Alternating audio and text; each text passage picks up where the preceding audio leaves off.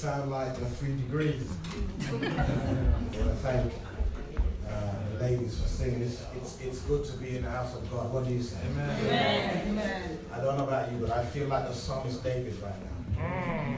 He's words, because we have been told that we only have 15 minutes. So it's going to be a very short, sharp lesson this afternoon. But I have to also welcome Pastor Chaka Chan and also Pastor Fitzroy. If you notice, when I met Fitzroy,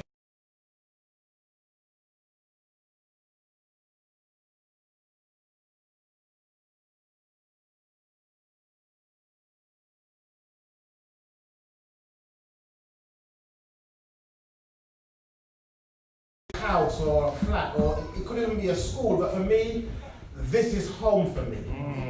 There's no place like Leytonstone Church. And someone asked me the question, what was your memories of Leytonstone Church when you was there? And I said that for me, Leytonstone Church was a self-inflicted Parker thought. Leytonstone Church was a self-inflicted school of hard knocks. I say it again.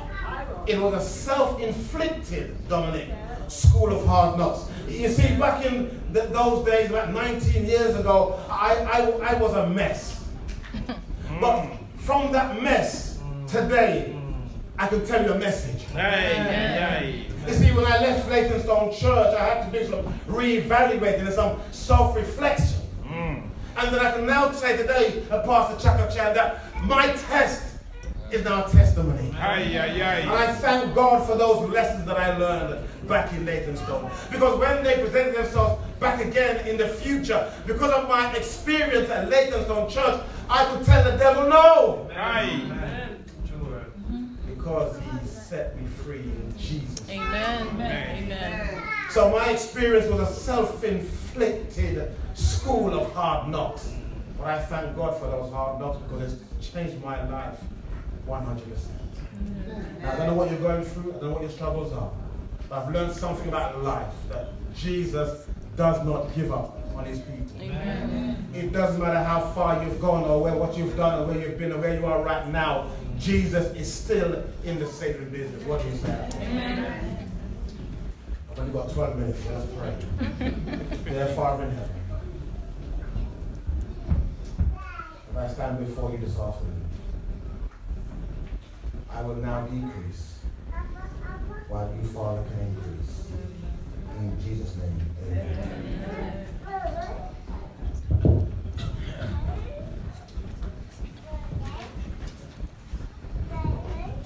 Joseph had died. Genesis 37 tells you the story of Joseph and what he did, the great exploits he did for God. There's a sermon called From Pit to Palace. If you've got time, read Genesis 37 and read the life of Joseph. Because he went from the pit to the palace. But Joseph had now died. And there was a king that knew not of Joseph. Not in terms of knowing him personally, but did not recognize the exploits that Joseph had did for the people in Egypt, but also the children of Israel. And he got concerned because God had blessed the children of Israel. Even though there were 7 years of famine, Jesus blessed the children of Israel. And Joseph was very much a part of that blessing. But Joseph had died and a new king arose, and the king said, listen, I've got a problem. These children of Israel, they look too powerful. They look too strong. They're growing, they're blossoming too much. We've got to do something about them. And the king decided to enslave the children of Israel. He made them build palaces and temples. He made them work so hard, he tortured them, executed them. He made them work. It got to the point, even the ladies he wanted to work because he didn't want to see no more children being born. But still through this, the children of Israel, the children, they grew more and blossomed even more. They were suppressed. They were tortured. They were executed. And they were crying out, how long, Lord? How long? And then God heard their cry and raised a man by the name of Moses. Moses with a stammer and a stutter who couldn't speak, but God doesn't always call the qualified, brethren, but he qualifies those he calls. And he said to Moses, go and tell Pharaoh to let my people go. And when he approached, I have to paraphrase because I've got 9 minutes. And when he approached Pharaoh, Pharaoh had the cheek to say, "Who is your God?" "I am God." And God had to send down 10 plagues on Pharaoh. And then eventually got so bad, the 10th plague, the Passover, when all the firstborn had to be wiped out, including Pharaoh's son. He told the children of Israel to put some blood around your door, so when the angel comes, Fitzroy, he'll pass over. The next morning, Pharaoh told Moses, "Take your people, take what you want, and get out of town." 600,000 people, men, excluding boys and children, left Egypt with Moses as their leader.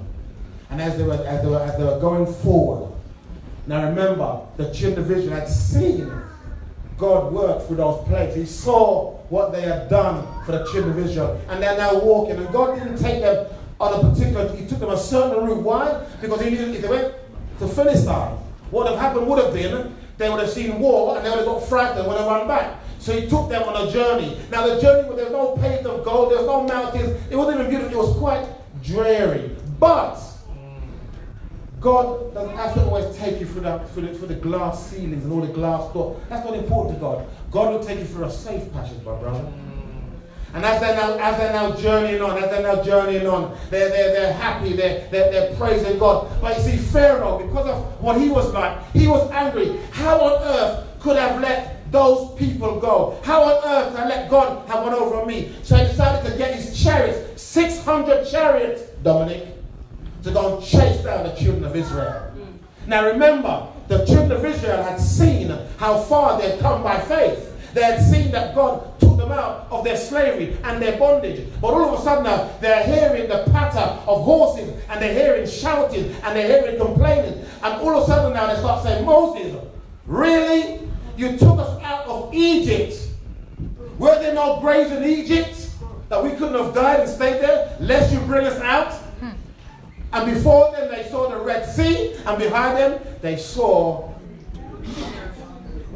the warriors coming. And we pick up the story in Exodus chapter 14. That's right. And verse number 10. Exodus 14 verse 10 says this: "And when Pharaoh drew nigh, Yes. the children of Israel lifted up their eyes and beheld, behold, the Egyptians marched after them. And they were sore afraid. And the children of Israel cried out unto the Lord. And they said unto Moses, Because there were no graves in Egypt, hast thou taken us away to die in the wilderness? Wherefore hast thou dealt thus with us, to carry us forth out of Egypt? Is not this the word that we did tell thee in Egypt, saying, Let us alone, that we may serve the Egyptians? Yes. For it had been better for us to serve the Egyptians than what they should die in the wilderness. And Moses said unto the people, Fear not, fear ye not, stand still and see the salvation of the Lord, which he will show you to you this day. For the Egyptians who you see and now see today, you shall see them again no more forever. Children of God, listen to me very carefully. Whatever you're going through, whatever the struggle, if there's more month than money, if your wife left you, husband left you, you lost your job, you failed your exams, fear not. Amen. Fear not and see the salvation of Almighty God. And the Bible says, I'll say it again in verse 13, and Moses said unto the people, Fear ye not, stand still and see the salvation of the Lord, which he will show you to you this day. For the Egyptians whom you have seen today, ye shall see them again no more forever. Yes. The Lord shall fight for you, and ye shall hold your peace. Amen. And this is what I love the best in verse 15. And the Lord said unto Moses, Wherefore criest thou unto me? Speak ye unto the children of Israel that they go forward. I've come by here to let you know, whatever you're going through, whatever the pitfall, whatever the struggle, keep going forward. Don't look back. Keep going forward. If I had stayed in my stupor, I wouldn't be where I am today. Sometimes you'll mess up, you'll fall apart, you'll break down. But keep going forward. Because you know what? We're going forward to glory. Leytonstone Church started with a few members. Man. Look at the church today. People have come, people have gone, but we're still standing. Amen. We're still standing. We're going to keep fighting. This church, militant, will be church triumphant. This church is going to glory. And I'm saying to you, beloved, do not give up. Don't look back. But the story goes, in verse 16 it says this. In verse number 16, I've got to go quick. I've got 3 minutes. I've got to go quick. And the Bible says, verse 16, but lift up thy rod. Stretch out your hand. And stretch out thine hand over the sea and divide it. And the children of Israel shall go on dry ground through the midst of the sea. Text of Prophets 2:9 says this. It was what? By faith that they pressed through the Red Sea by the dry land. In marching down to the very water, they showed that they believed the word of God. As spoken by Moses, they did all that was in their power to do. Then the mighty one of Israel divided the sea to make a path for their feet. Beloved, God will not do what you can do for yourself. So God will give you the strength, but yes, you have to do your part also. Stretch out your rod this afternoon. Leytonstone, this church is going to glory.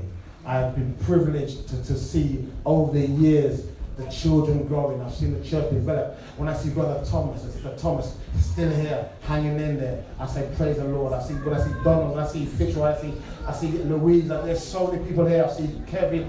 I see not Kevin, Dean, and I see Kerry. I see the children. I am blessed to be here today. Amen. Amen. Praise the Lord. And in closing, it's quite simple, man. Stretch out your rod and go through. Amen.